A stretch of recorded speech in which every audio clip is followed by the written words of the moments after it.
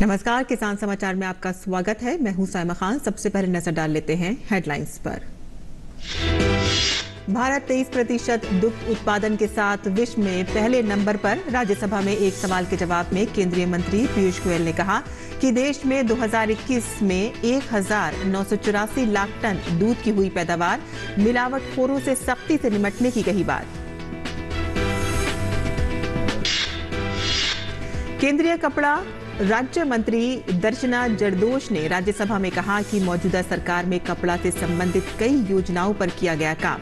Handloom, handicraft, रेशम और jute को बढ़ावा देने के लिए बनाई योजना। टेक्सटाइल पार्क के निर्माण के लिए लाई गई पीएम मित्रा योजना। और कैक्टस रोपण और इसके आर्थिक उपयोग विषय पर परामर्श बैठक का आयोजन। केंद्रीय मंत्री गिरिराज सिंह ने कम उर्वरक भूमि पर कैक्टस के रोपण से जुड़े विभिन्न विकल्पों का पता लगाने की कही बात। ब्राजील, चिली, मैक्सिको एवं मोरक्को के राजदूत और विभिन्न देशों के विशेषज्ञों ने बैठक में लिया भाग। केंद्र की मोदी सरकार ने जनधन योजना से गरीबों का किया वित्तीय समावेशन। केंद्रीय मंत्री भूपेंद्र यादव ने वन्य जीव संरक्षण संशोधन विधेयक के बारे में बात करते हुए कहा कि सरकार देश में मौजूद हर व्यक्ति के हित के लिए कर रही है काम।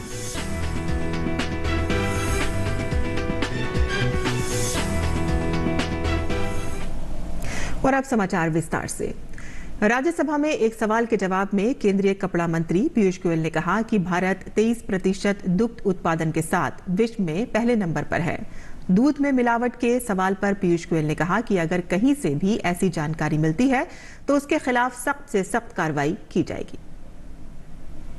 बड़े पैमाने पे भारत में बनता है और वास्तव में विश्व के सबसे बड़े दूध उत्पादक देश बनने का गर्व तो मुझे लगता है पूरे सदन के हर सदस्य को होना चाहिए। इस बात का गर्व, मिलावट कोई जानबूझ के नहीं करता है। मिलावट के बारे में जानकारी जैसे ही कंज्यूमर अफेयर्स में या कोई डिपार्टमेंट में आती है तो हम उस पर सख्त से सख्त कार्रवाई करेंगे। रही बात दूध के उत्पादन की, आज दुनिया में हम सबसे बड़े 23% दूध का उत्पादन करते हैं और 1984 लाख टन यानी लगभग 2000 लाख टन दूध का उत्पादन 2021 में हुआ, जिसका शुल्क वैल्यू 8,32,000 करोड़ रुपए और अधिकांश ये पैसा सीधा किसानों के। केंद्रीय वित्त मंत्री पीयूष गोयल ने दूसरे सवाल के जवाब में कहा कि सरकार फॉडर के मामले पर गहरी नजर रखे हुए है। जब देश में फॉडर की कमी महसूस हुई तो उसके आयात की अनुमति दे दी गई और इस पर आयात शुल्क कम कर दिया गया। सरकार कीमतों को कंट्रोल में रखने के लिए लगातार काम करती है।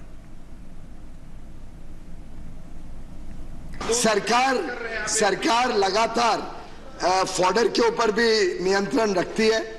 पीछे जब फॉडर की कमी महसूस हुई तो उस पर इंपोर्ट अलाउ कर दिया गया, उस पर इंपोर्ट ड्यूटी कम करने की जरूरत पड़ी तो उस पर भी सरकार ने विचार किया। एक सरकार लगातार नियंत्रण रखती है कैसे कीमतों को कंट्रोल में रखा जाए। और केंद्रीय कपड़ा राज्य मंत्री दर्शना जरदोश ने राज्यसभा के एक सवाल के जवाब में कहा कि मौजूदा सरकार में कपड़ा से संबंधित कई योजनाओं पर काम किया गया है।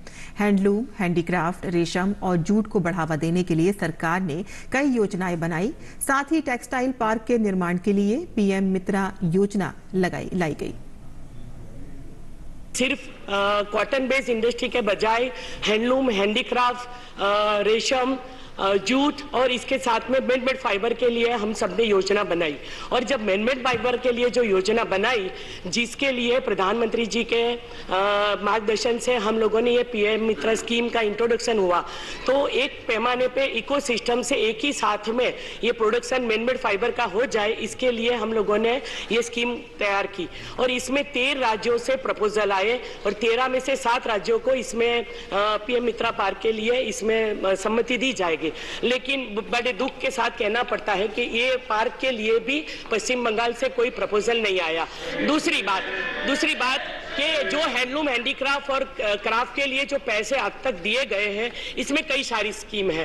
माननीय जो सदस्य का प्रश्न है, ज्यादातर रेशम के लिए है, सिल्क के लिए है कि 4 प्रकार की सिल्क जो प्रोडक्शन होती है, तो यहाँ प्रोडक्शन से लेके जहाँ उनकी कोकुन के साथ में उनकी खेती भी हो जाए, फिर उसका ड्रिलिंग हो जाए, इसे अच्छे उसके सेंटर बने, उनको लेटेस्ट मशीनरी मिले, और इसके लिए भी स्टेट गवर्नमेंट से प्रपोजल होनी चाहिए जो आज तक आई नहीं है। और सबसे अच्छी बात कि हमारे यहाँ सभी हैंडलूम हैंडीक्राफ्ट के आर्टिजन, जिसका हमें बहुत महत्व होने वाला है G20 समिट में भी, आप भी कहीं जाते हैं तो हैंडलूम हैंडीक्राफ्ट की चीजें लेके जाते हैं, लेकिन आर्टिजन कार्ड ही नहीं बने हैं। वहाँ कितने लोग इस व्यवसाय से जुड़े हुए हैं जो केंद्र सरकार की योजना में मांगे गए हैं, वो उन्होंने नहीं बताया। वहीं केंद्रीय ग्रामीण विकास और पंचायती राज मंत्री गिरिराज सिंह ने नई दिल्ली में कैक्टस रोपण और इसके आर्थिक उपयोग विषय पर एक परामर्श बैठक आयोजित की। चिली के राजदूत जुआन अंगुलो एम, मोरक्को दूतावास के मिशन उप प्रमुख एराचिंद अलोई मरानी, ब्राजील दूतावास के ऊर्जा प्रभाग के प्रमुख कैरोलिना सेटो, ब्राजील दूतावास के कृषि सहायक एंजेलो मोरिसियो भी बैठक में शामिल हुए। वीडियो कॉन्फ्रेंसिंग के जरिए इन देशों के भारतीय राजदूतों ने भी बैठक में भाग लिया। बैठक में Chile, Mexico, Brazil, Morocco, Tunisia, Italy, दक्षिण अफ्रीका और भारत जैसे विभिन्न देशों के 14 विशेषज्ञों ने भी वीडियो कॉन्फ्रेंसिंग के माध्यम से भाग लिया। भूमि संसाधन विभाग, विदेश मंत्रालय, ग्रामीण विकास विभाग के सचिव और खाद्य एवं कृषि संगठन, इंडियन ऑयल कॉरपोरेशन लिमिटेड, भारतीय कृषि अनुसंधान परिषद और शुष्क क्षेत्रों में अंतर्राष्ट्रीय कृषि अनुसंधान केंद्र के प्रतिनिधि और अन्य वरिष्ठ अधिकारी भी इस अवसर पर उपस्थित थे। भारत के भौगोलिक क्षेत्र का लगभग 30% हिस्सा निम्न स्तर से भूमि की श्रेणी में है। DOLR को प्रधानमंत्री कृषि सिंचाई योजना के वाटरशेड विकास घटक के माध्यम से कम उर्वरक भूमि में सुधार करने के लिए अधिकृत किया गया है। विभिन्न प्रकार के वृक्षारोपण उन गतिविधियों में से एक है जो कम उर्वरक भूमि को सुधार करने में सहायता करते हैं। केंद्रीय ग्रामीण विकास मंत्री गिरिराज सिंह ने इच्छा व्यक्त करते हुए कहा है कि देश के व्यापक लाभ के लिए जैव ईंधन, भोजन, चारा और जैव उर्वरक उत्पादन के लिए कैक्टस के उपयोग के लाभों को साकार करने के लिए कम उर्वरक भूमि पर कैक्टस के रोपण के लिए विभिन्न विकल्पों का पता लगाया जाना चाहिए। उन्होंने कहा कि जैव ईंधन उत्पादन से इन क्षेत्रों के गरीब किसानों के लिए रोजगार और आय सृजन में योगदान के अलावा देश का ईंधन आयात का बोझ भी कम होगा। आने वाले दिन में देश में एक नया सेक्टर होगा, कैक्टस जो एनर्जी का सेक्टर होगा। किसान की आमदनी बढ़ना, रोजगार बढ़ना और इंपोर्ट डेप्थ को कम करना और कार्बन न्यूट्रल होना, ये 4 फायदे होंगे। और सबसे बड़ा है किसान की आमदनी 2 गुना से भी अधिक बढ़ेगी। केंद्रीय मंत्री भूपेंद्र यादव ने कहा कि केंद्र में प्रधानमंत्री नरेंद्र मोदी की सरकार आने के बाद से देश में गरीब कल्याण के लिए लगातार काम हो रहा है। उन्होंने कहा कि जनधन योजना से गरीबों का वित्तीय समावेशन किया गया है। प्रधानमंत्री नरेंद्र मोदी जी 2014 में जब से उन्होंने केंद्र में शासन की बागडोर को संभाला, केंद्र सरकार की गरीब कल्याणकारी नीतियां इस देश में प्रमुखता से आगे बढ़ी। सबसे पहले जब जनधन खाते को खोला गया था तो कांग्रेस के लोग ये प्रश्न किया करते थे कि इससे क्या होगा। आज कोविड की महामारी के बाद जनधन खाते से उन्होंने देश के आर्थिक व्यवस्था को जोड़ करके एक इकोनॉमिक इंक्लूजन समाज के गरीब वर्ग का किया है। भूपेंद्र यादव ने कल राज्यसभा में पारित हुए वन्य जीवन संरक्षण संशोधन विधेयक के बारे में भी बात की। उन्होंने कहा कि ऐसे संशोधन साफ दर्शाते हैं कि सरकार देश में मौजूद हर व्यक्ति के हित के लिए काम कर रही है। एक्ट में इस सरकार ने उन कम्युनिटी राइट्स को भी देने का काम किया है जिनको पुनर्स्थापन किया जाता है, लेकिन जब तक उनका पुनर्स्थापन पूरा नहीं होता तब तक उनके कम्युनिटी राइट्स जो है वो बरकरार रहेंगे। इस प्रकार के संशोधन ये दर्शाते हैं कि सरकार जो अंतिम व्यक्ति को विकास की दौड़ में न केवल शामिल करना चाहती है बल्कि शामिल करने के साथ साथ उसके हितों की भी चिंता करती है। ग्रामीण विकास मंत्रालय ने प्रधानमंत्री ग्राम सड़क योजना की शुरुआत की थी, जिसका उद्देश्य पूरे देश में योग्य असंबद्ध बस्तियों को सभी मौसम में उचित सड़क संपर्क प्रदान करना था, जिससे ग्रामीण आबादी का सामाजिक आर्थिक उत्थान किया जा सके। बाद में नए मध्यवर्तनों को शामिल करते हुए PMGSY के अधिदेश को और ज्यादा व्यापक बनाया गया। PMGSY 2 की शुरुआत वर्ष 2013 में हुई थी, जिसमें मौजूदा ग्रामीण सड़कों में से 50,000 किलोमीटर सड़कों को अपग्रेड करने का लक्ष्य निर्धारित किया गया था। PMGSY 3 की शुरुआत 2019 में की गई थी, जो मार्गों और प्रमुख ग्रामीण संपर्कों के माध्यम से 1,25,000 किलोमीटर का समेकन करता है और ग्रामीण कृषि बाजारों, उच्चतर माध्यमिक विद्यालयों और अस्पतालों से बस्तियों को जोड़ता है। PMGSY के दिशा निर्देशों के अनुसार ग्रामीण सड़कें राज्य का विषय हैं और राज्य सरकार अपने राज्य में इसकी नोडल क्रियान्वयन एजेंसी है। इसके अलावा इस कार्यक्रम की इकाई बस्ती है। इसका अर्थ जनसंख्या का एक ऐसा समूह है जो एक ही क्षेत्र में रहता है और समय के साथ अपना निवास स्थान नहीं बदलता है। मेघालय राज्य में PMGSY के अंतर्गत सड़क संपर्क के लिए स्वीकृत 602 बस्तियों में से 481 बस्तियों को पहले ही सड़कों से जोड़ा जा चुका है। उत्तर पूर्वी क्षेत्र विकास मंत्रालय पूर्वोत्तर क्षेत्र में संपर्क प्रदान करने के लिए राज्य सरकार और केंद्र सरकार के संबंधित मंत्रालयों के कार्यों में सहायता करता है, जिसमें दूरदराज के इलाकों में सड़क संपर्क प्रदान करना शामिल है, जिससे छोटे और दूरदराज के गांवों में रहने वाले किसानों और जनजातीय लोगों को सुविधा प्राप्त होती है। ये जानकारी उत्तर पूर्वी क्षेत्र विकास मंत्री जी किशन रेड्डी ने राज्यसभा में एक प्रश्न के लिखित जवाब में दी। प्रधानमंत्री नरेंद्र मोदी की पहल पर संयुक्त राष्ट्र ने वर्ष 2023 को अंतर्राष्ट्रीय मिलेट ईयर घोषित किया है। सरकार की इस पहल से न्यूट्रीलियल्स को लेकर देश विदेश में जागरूकता बढ़ने के साथ ही इनका निर्यात बढ़ने से देश के किसानों को कितना फायदा होगा, इस विषय पर हमारे संवाददाता OP यादव ने बात की ICAR के पूर्व उप महानिदेशक और भारत के पूर्व कृषि आयुक्त डॉक्टर JS संधू से। नरेंद्र मोदी की सार्थक पहल से भारत सरकार ने यूनाइटेड नेशन को इंटरनेशनल ईयर ऑफ मिलेट्स 2023 घोषित करवाने का महत्वपूर्ण काम किया है। पीएम मोदी की इस पहल से एक और जहां देश में मोटे अनाजों को बढ़ावा मिलेगा, वहीं अंतर्राष्ट्रीय स्तर पर इनके रोजगार, व्यापार और कारोबार की संभावनाएं भी बढ़ेगी। इस विषय पर बात करने के लिए हमारे साथ मौजूद है डॉक्टर JS संधू, ICAR के पूर्व उप महानिदेशक एवं पूर्व कुलपति। डॉक्टर साहब, अगर बात करें मोटे अनाजों की, भारत में मोटे अनाजों को प्रधानमंत्री ने न्यूट्री सीरियल्स का नाम दिया है। निश्चित तौर पर पीएम मोदी की इस पहल से न केवल किसानों को फायदा होगा, बल्कि अंतर्राष्ट्रीय स्तर पर इनकी जागरूकता भी बढ़ेगी। तो कितना महत्वपूर्ण है अंतर्राष्ट्रीय स्तर पर international year of millets United nation 2023? International year 2023 जो हम मिलेट के रूप में मनाने जा रहे हैं, मोटे अनाजों की अपने जो हमारे जो खुराक है डेली की, जो उसमें बहुत बड़ा महत्व है। महत्व इसलिए बन जाता है कि इसमें जो जितने भी खनिज लवण, जो मिनरल मिक्सचर होते हैं, एलिमेंट्स होते हैं, जो रेयर एलिमेंट्स होते हैं, वो इन मिलेट्स में होते हैं। और जहाँ पर हमारे पोषण सुरक्षा में हमें हमारे देश को बहुत बड़ा काम करना है, उस दिशा में मोटे अनाजों की तरफ अगर इससे ध्यान आकर्षित होगा। दूसरी बात यह है कि जो मोटे अनाज ऐसी भूमि में उगाए जाते हैं यहाँ पर दूसरी फसलें कम होती हैं, क्योंकि वहाँ पर पानी की कमी है। कम पानी वाली जगह पर ये मोटे अनाज होते हैं और मोटे मिलेट्स के वजह के कारण, कोर्स ग्रेन मिलेट, तो इनकी वजह से उस एरिया के किसानों पर फोकस जाएगा।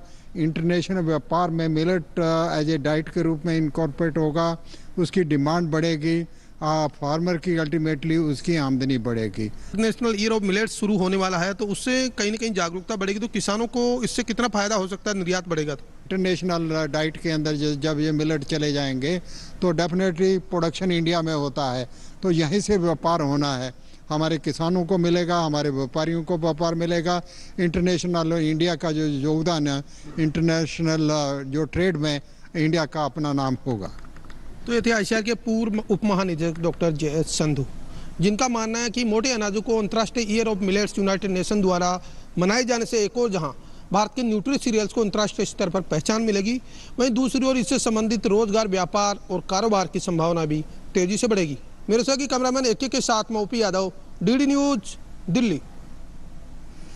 और हरियाणा के उप मुख्यमंत्री दुष्यंत चौटाला ने कहा कि मौजूदा सरकार की किसान, गरीब और गांव को उत्थान और कल्याण सर्वोच्च प्राथमिकता है। उन्होंने कहा कि पिछले करीब 3.5 साल किसान हित में ठोस कदम उठाए गए हैं।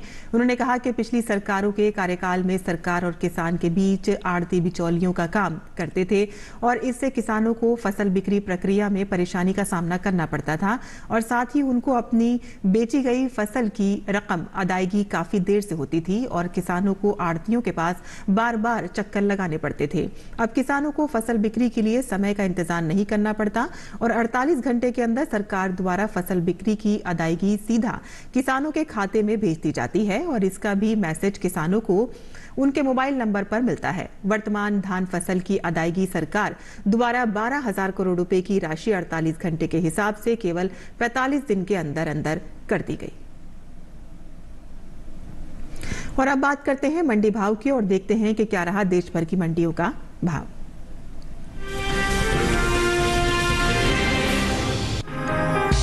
कृषि उपज मंडियों में इन दिनों हल्दी की आवक सीमित बनी हुई है। गुरुवार को इक्का दुक्का मंडियों में ही हल्दी बिकवाली के लिए पहुंची।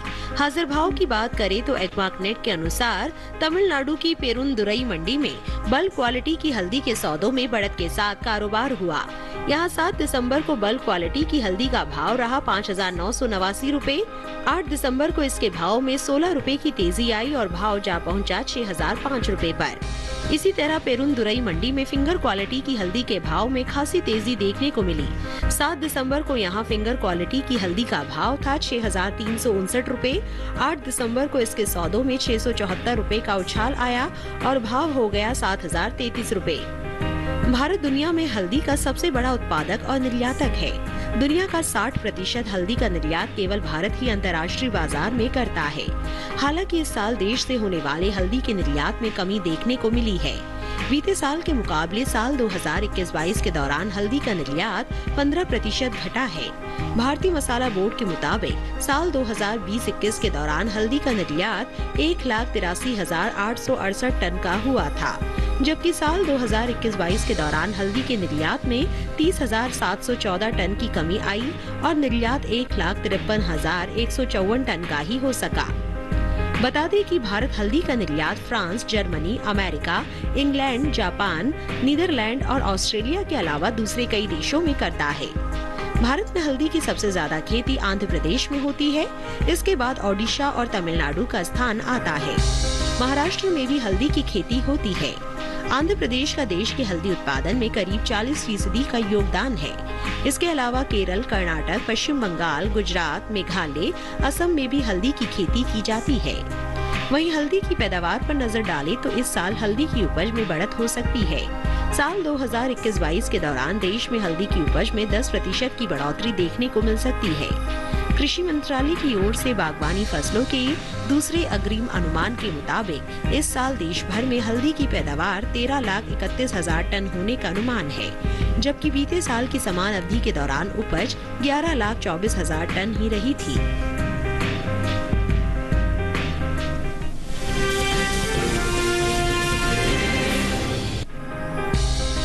गुरुवार को ज्यादातर कृषि उपज मंडियों में कपास के सौदों में उठापटक के साथ कारोबार हुआ, जबकि कुछ मंडियों में इस दौरान कपास के भाव में कोई बदलाव देखने को नहीं मिला।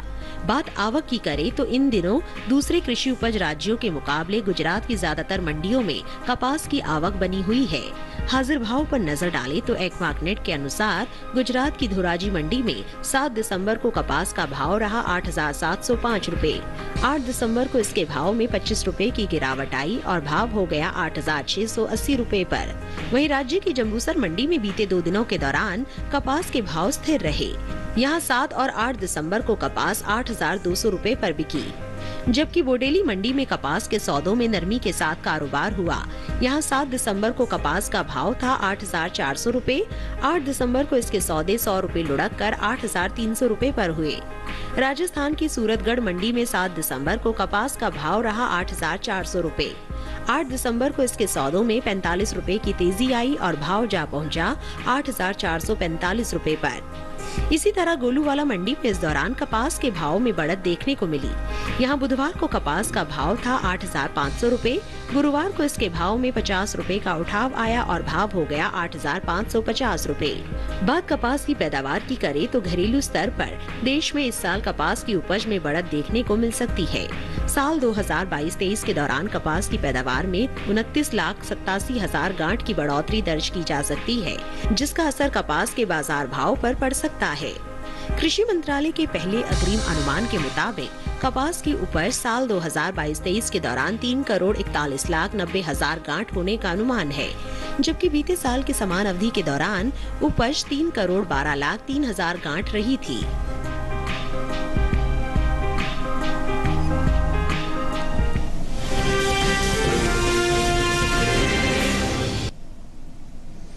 और अब बात करते हैं मौसमी खेती की। किसान इस मौसम में कैसे रखें अपनी खेती का ख्याल, आइए देखते हैं।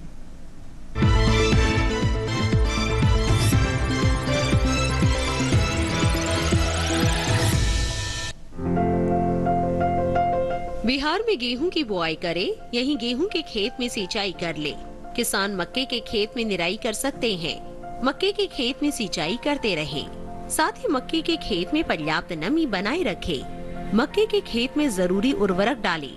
बिहार में काबुली चने की बुआई करे, अभी प्याज के खेत से खरपतवार निकाल ले। प्याज की रुपाई भी करते रहे। प्याज के खेत में सिंचाई कर सकते हैं। इसके अलावा आलू के खेत में सिंचाई करें। आलू के खेत में निराई करते रहे। आलू के खेत में जरूरी उर्वरक का इस्तेमाल कर ले। बिहार में लाल मिर्च और बैंगन के खेत में निराई करते रहे। किसान राई की बुआई करे। झारखंड में गेहूं की बुआई करते रहे। गेहूं के खेत में पर्याप्त नमी बनाए रखे। गेहूं के खेत में सिंचाई कर ले। किसान मक्के की बुआई कर सकते हैं। इसके साथ ही सरसों की बुआई कर ले। इस समय आलू की बुआई करें।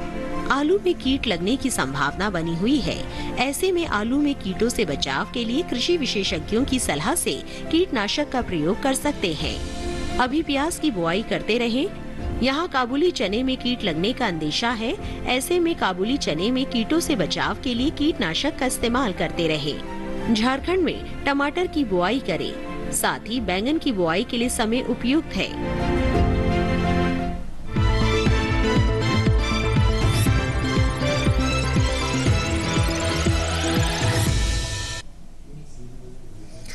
और खेती किसानी से जुड़ी खबरों के बाद आइए अब नजर डाल लेते हैं कुछ और खबरों पर, यानी कि खास खबरों पर।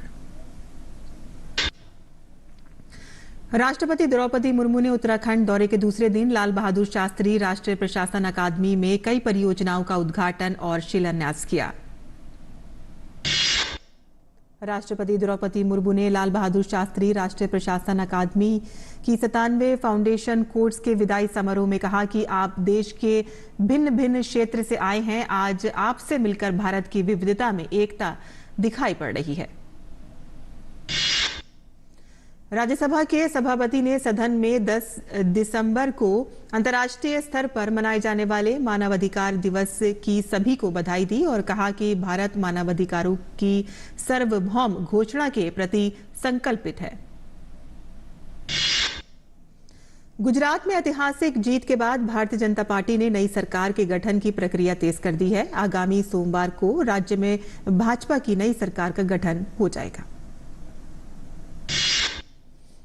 भाजपा के राष्ट्रीय अध्यक्ष जेपी नड्डा ने कहा है कि हिमाचल प्रदेश में भाजपा को जीतने वाले दल से केवल 0.9% कम वोट ही मिले हैं। नड्डा ने हिमाचल के कार्यकर्ताओं का उनके परिश्रम के लिए अभिनंदन किया।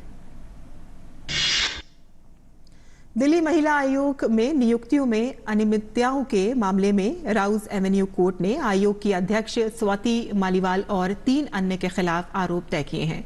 आरोप है कि इन्होंने आयोग में गैर कानूनी तरीके से यानी कि अपने जानकारों को आम आदमी पार्टी के कार्यकर्ताओं की नियुक्ति की। राष्ट्रीय जांच एजेंसी ने इंटरपोल अधिकारियों के साथ मिलकर पंजाब में तरनतारण बम विस्फोट में मास्टरमाइंड विक्रमजीत सिंह को ऑस्ट्रिया से गिरफ्तार कर लिया है। फरार विक्रमजीत ने अपने करीबी साथियों के साथ मिलकर पंजाब में हमला करने के लिए एक आतंकी गिरोह बनाया था। राजस्थान के जोधपुर में एक गंभीर हादसा हुआ है। यहाँ के भूंगरा गांव में एक घर में शादी के दौरान आग लग गई, जिसमें 4 लोगों की मौत हो गई और करीब 60 लोग घायल हो गए हैं। जिला कलेक्टर ने बताया है कि गैस सिलेंडर फटने के कारण यह हादसा हुआ है। भारतीय रिजर्व बैंक ने सार्क देशों के लिए मुद्रा विनिमय सुविधा के तहत मालदीव मौद्रिक प्राधिकरण के साथ मुद्रा अदल बदल के एक समझौते पर हस्ताक्षर किए हैं। इस समझौते से मालदीव मौद्रिक प्राधिकरण RBI से अधिकतम $200 मिलियन तक की राशि किस्तों में निकाल सकता है। और किसान समाचार में आज के लिए बस इतना ही। अनुमति दें। नमस्कार।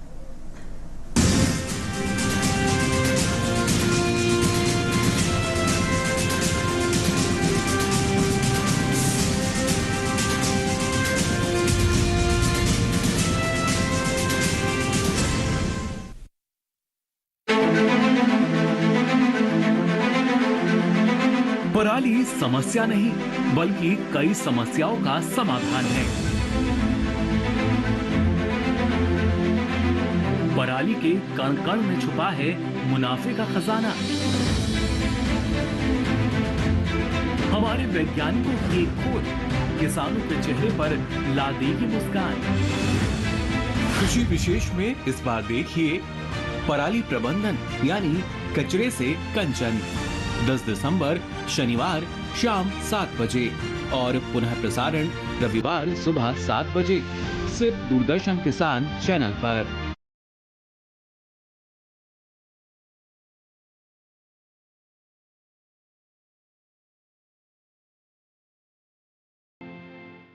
गांव में क्या क्या खास बातें हैं, इस गांव के जरिए ये समझना है कि क्या जरूरी है जैविक खेती करना और क्यों जरूरी है जैविक खेती करना। पूरा देश जो है इस बात के लिए स्वीकार कर रहा है कि आज हमें जैविक खेती की आवश्यकता है। रसायनों का अनावश्यक प्रयोग से मानव स्वास्थ्य और पूरे पर्यावरण को नुकसान पहुंचा है।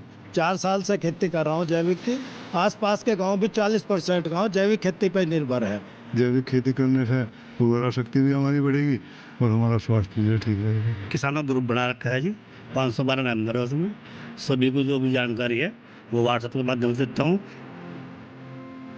उत्तर प्रदेश से देखिए जैविक खेती पर चौपाल चर्चा 14 दिसंबर बुधवार सुबह 9 बजे।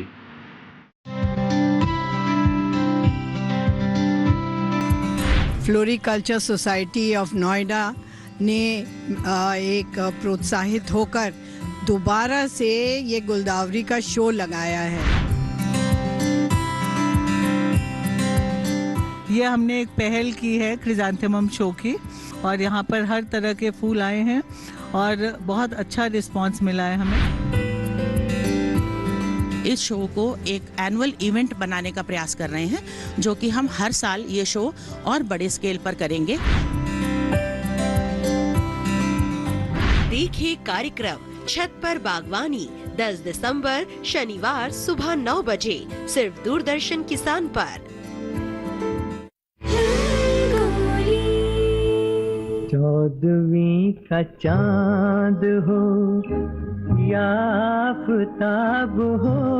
बचपन से लेकर जवानी तक चांद से हमारा रिश्ता बहुत खास होता है। खोया खोया चांद खुला आसमान। इसी खास रिश्ते को हमारे गीतकारों ने अलग अलग अंदाज में अपने गीतों में पिरोया है। चांद मेरा दिल चांदनी हो तुम।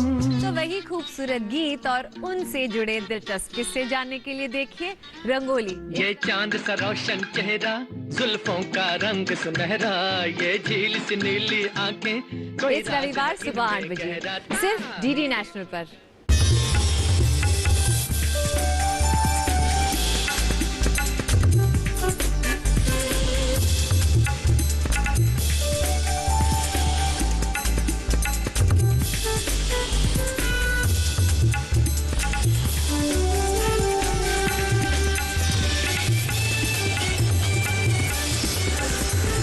दीदी किसान, बदलते भारत की शान।